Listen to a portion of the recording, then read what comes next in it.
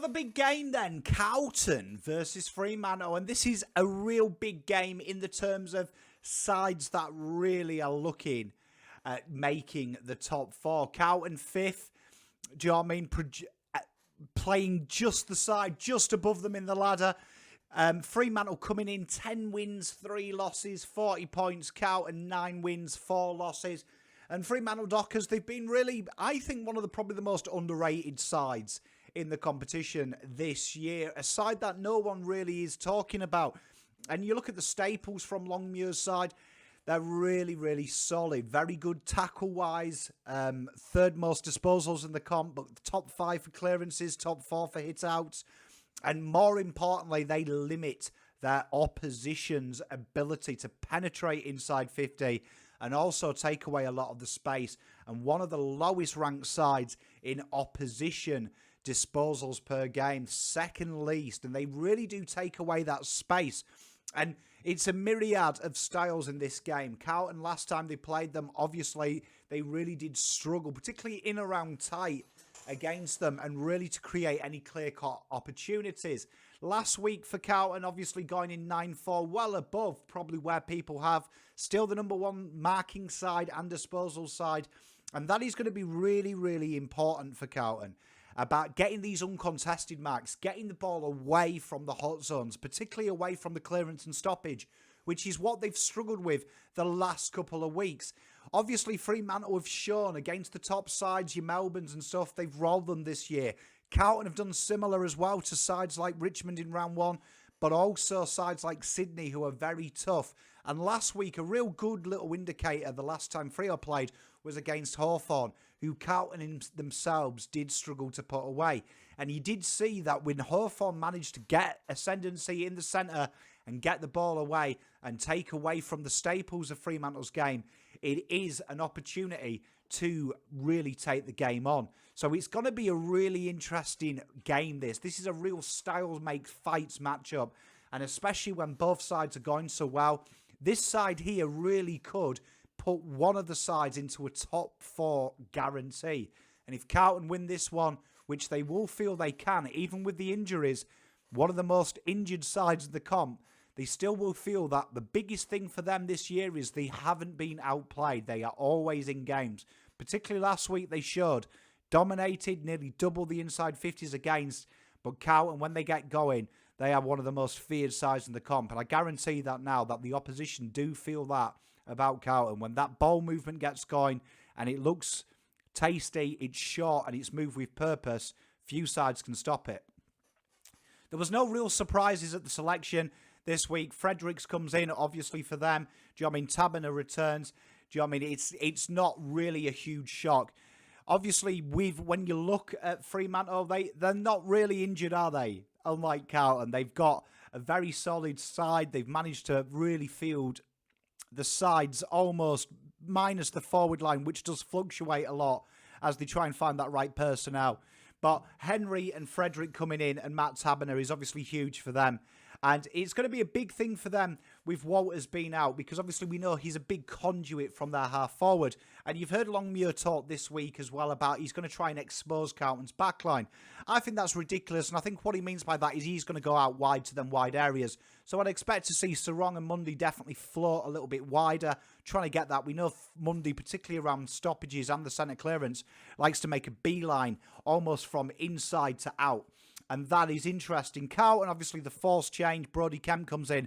And the big one for me is Josh Honey. And I think what Carlton really struggled last week was where Jack Martin and JSOS generally operate, high half forward.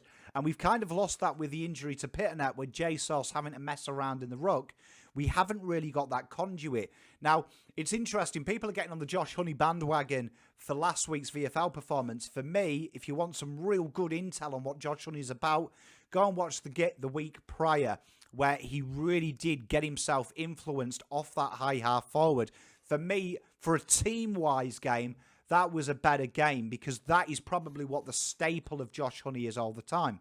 Now, the selection here does say that Voss is backing in his midfield, and for the last couple of weeks that has been a point of conjecture, particularly around stoppages. And what we're seeing with Carlton is they're being really bold and really aggressive and going really in front of where the ball falls and trying to flood that area. sides have been really good, particularly because it's been wet, playing the territory game. And that is kind of a very high-risk, low-reward strategy in the wet. Where Carlton will be strong this week, and what I expect to see, is Hewitt return to being out the back of the stoppage, and I expect Walsh and Cripps to really influence that, and Kennedy to really have to act as a stopper. Carlton haven't tackled enough in the midfield, and although the selections don't suggest that changes, Josh Honey does give them that flotation, particularly around stoppages in the forward half, which I think have been disgraceful from Carlton in the last 2 weeks. And Josh Honey likes to make a beeline direct. Brodie Kemp coming in, I think he'll like playing this back line, because Carlton's strength this year, particularly in the last 6 rounds, has been his ability to transition. And people have got on Brodie Kemp's case, much to my chagrin this week, because I don't think they've watched the game properly in VFL. Carlton's backline predominantly works off the spoil to ground and playing it in the hands of Doc and Sardi. Kemp fits that role, and last week was probably the windiest you'll ever see. And a lot of the players I spoke to yesterday at the function did say the same. It was so hard to mark. You took the element of risk in it. He played a very wise game, particularly his ability to distribute and look for the switch, which is something that's been lacking. And we know Kemp likes that corridor kick, which is something that Carlton need to work out. Carlton in the last couple of weeks haven't been as direct their ball use, and it has killed them. I expect perfect conditions at Marvel to bring that back. Hey you! Are you subscribed or are you a returning PommyInOzer? Good day if you're a returning PommyInOzer. Just to let you know, please hit the like button, smash that subscribe button. It's road to 3K. We're trying to get there before the end of the season. We're well on track. You can go a step further as well. In the link in the comments, if you are on iOS, you have to click it. You can become a member of the channel. We sponsor Domaku. We sponsor Shannon Gore. We give back to the community, and it really does help the content channel out as well. It really does help sustain a lot of things. So if that's something you want to do, no obligation, please do it. Good day if you are returning PommyInOz there. Back to the video though, and enjoy. Much love.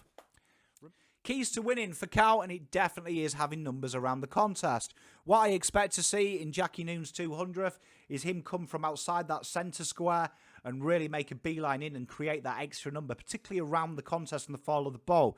TDK has got to act as a block. That is one issue I've had with TDK this last couple of weeks, is he's standing away from the contest. I want him to really impose himself. He's going to have a difficult job against Sean Darcy, but he can do it. Carlton then have got to escape the corridor. They've got to really spread quickly, particularly from stoppages. At the moment, last week showed as well, they get the ball a lot. Their hands on the ball a lot. The clearances didn't myriad to that. It becomes too intricate, becomes too precise. They're trying to look for the perfect exit. I want to see a lot of winning the contest, getting it out the back to Hewitt, him hitting up a target, particularly when Walsh comes from the wing and he does that backwards diagonal movement. Get him involved, play that 1-2 and kind of control the ball from the back of the stoppage. Carlton need to as well increase and get their inside 50s. Last week was an aberration with the amount of disposals they had to inside 50s. It's a little bit like when we go back to the Gold Coast game and when we analyse the Fremantle game. They have to get the ball in. So they've got to look for them wide exits, look to hit the corridor, probably about 65 out, and really expose it. Fremantle have a big weakness. It's a glaring weakness. They have only scored 11%, worst in the comp, from defensive 50 chains, from transitional chains. And Carlton needs to know there that the forward pressure has got to be on point. But they ain't going to be hurt as much as we see regularly.